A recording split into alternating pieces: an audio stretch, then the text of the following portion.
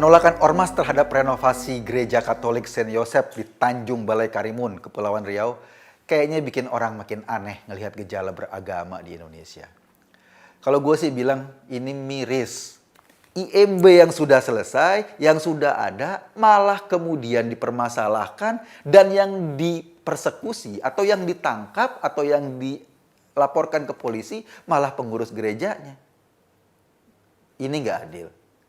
Di Yogyakarta ada Front Jihad Islam yang memprotes keberadaan gereja di dalam mall, di Hartono Mall. Padahal di mall itu juga tiap Jumat digelar sholat Jumat.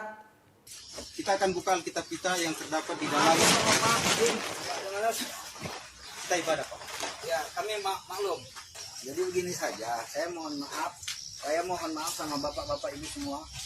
Saya tetap harus menjalankan tugas saya. Walaupun bapak juga menjalankan tugas saya, menjalankan tugas saya. Dengan sangat terpaksa, saya mohon maaf. Bapak kan sudah diingatkan. Ya bukan begitu, Pak. Kita Tolong kami, Pak. Kami mau beribadah, Pak. Bukan kami. Tolong kami, Pak. Tolong. Kami ini mau beribadah, Pak. Kami mau memuji Tuhan. Tolong. Tolong Pak ya. Jangan bapak nyembah sama saya.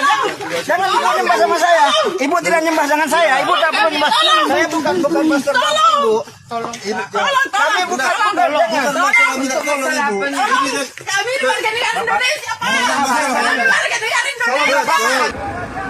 Bapak polisi, kedatangan kami bukan jadi musuh Anda.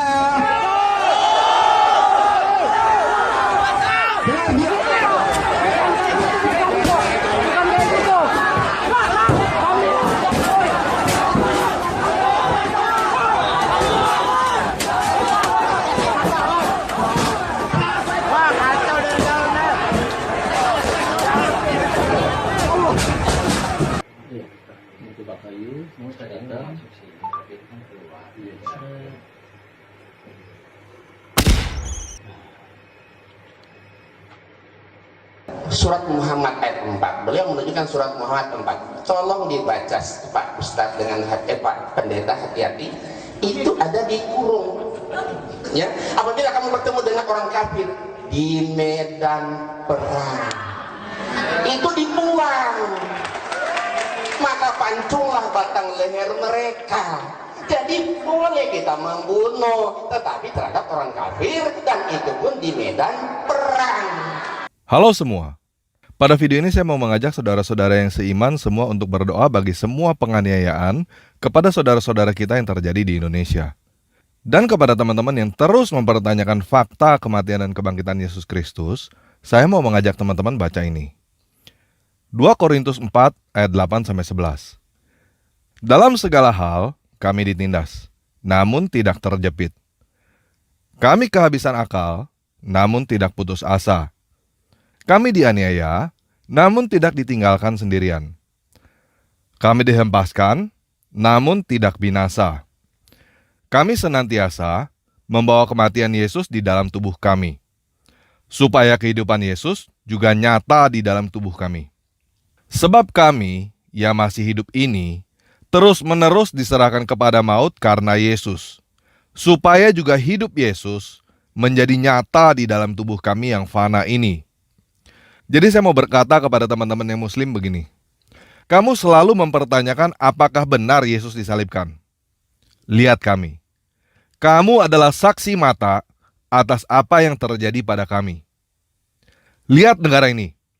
Lihat apa yang terjadi di depan matamu sendiri. Rumah ibadah kami dilarang untuk dibangun. Walaupun sudah keluar IMB, yang artinya sudah memenuhi segala persyaratan yang ada. Kami dilarang untuk beribadah di tempat kami sendiri. Rumah ibadah kami sudah dibangun dirobohkan. Bahkan kami dibom, dibunuh di dalam rumah ibadah kami sendiri. Kami dianiaya dan dibunuh seperti nabi-nabi sebelum kami. Siapa yang melakukannya? Orang Yahudi? Bukan. Kalian yang melakukannya. Kalian sama seperti para pembunuh nabi itu. Sadarkah kalian betapa haus darahnya kalian? Sampai detik ini, kami juga disalibkan seperti Yesus. Dan kami tidak membalas seperti Yesus tidak membalas. Kamu pikir kami tidak sanggup membalas? Enggak guys. Kami lebih dari mampu untuk membalas mereka yang menindas kami. Namun kami memilih untuk tidak membalas. Bahkan kami berdoa bagi kamu yang menganiaya kami. Kenapa kami tidak membalas? Bahkan berdoa bagi kamu. Karena kami adalah Kristen. Karena kami adalah tubuh Yesus Kristus. Kami adalah bukti bahwa Yesus disalibkan. Dan kami adalah bukti bahwa Yesus bangkit dari kematian. Sama seperti Yesus yang disalibkan adalah hal yang tidak masuk akal. Kami tidak membalas juga adalah hal yang tidak masuk akal. Kalian berdoa 5 kali sehari dengan toa di sekitar rumah kami. Mengganggu kami. Memaksa kami untuk mendengarkan doa kalian. Tetapi kami diam. Apakah doamu yang 5 kali sehari itu membuat iman kami goyah? Sedikit pun enggak. Kami berdoa cuma sekali seminggu di dalam rumah ibadah kami, tanpa suara yang keluar. Namun doa kami sanggup untuk mengguncang kalian. Kalian sadar gak bahwa Tuhan kalian sangat menyedihkan? Lebih lemah daripada kalian, sehingga butuh kalian bela. Dengar baik-baik ya.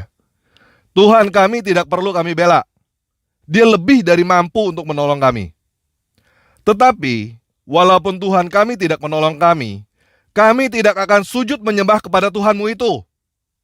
Walaupun kamu menganiaya kami sampai kami mati, kami tidak akan meninggalkan Kristus. Dan sekarang, kamu dengarkan doa kami baik-baik untuk kamu. Untuk mereka yang menghalangi kami beribadah. Bahkan untuk mereka yang membunuh kami.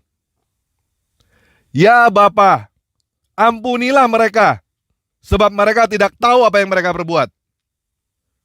Bapa, ke dalam tangan-Mu kami serahkan nyawa kami. Biarlah setiap tetes air mata dan setiap tetes darah kami yang tercurah atas Indonesia tidak mengalir sia-sia. Kami berdoa bukan hanya supaya gereja kami bisa berdiri. Kami berdoa supaya kuasa mujizat dan kasih Tuhan Yesus Kristus nyata atas Indonesia. Kami berdoa supaya Indonesia diberkati. Kami berdoa supaya para pemimpin kami diberkati. Kami berdoa supaya orang-orang yang membenci kami diberkati. Kami berdoa supaya Roh Kudus tercurah atas Indonesia. Kami berdoa supaya hujan pertobatan dan penuaian jiwa besar-besaran terjadi atas Indonesia. Di dalam nama Yesus Kristus. Amin.